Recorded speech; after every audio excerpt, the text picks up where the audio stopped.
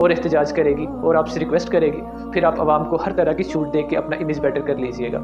اس نے کہا وزیر ہاں یہ تمہارا آئیڈیا اچھا ہے، یہ ضرور کام کرے گا۔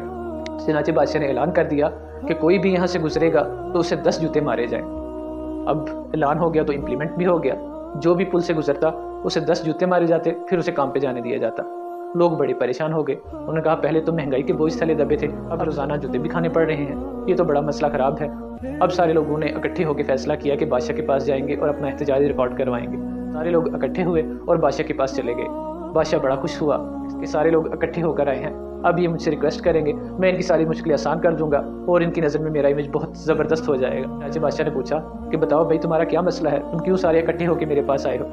تو لوگوں میں سے ایک جو ان کا مین بندہ تھا وہ سامنے آیا، اس نے کہا بادشاہ سلامت بات یہ ہے، ہم نے کام پہ جانا ہوتا ہے اور کام پہ جانے کے لیے ہمیں روزانہ پل کے اوپر سے گزرنا پڑتا ہے۔ جب ہم پل کے اوپر سے گزرتے ہیں تو آگے آپ کے بندے جوتے مار رہے ہوتے ہیں، تو ہر بندے کو وہ 10 جوتے مارتے ہیں، جس کی وجہ سے ہم بڑے لیٹ ہو جاتے ہیں اور ٹائم پہ کام کے اوپر نہیں پہنچ پاتے۔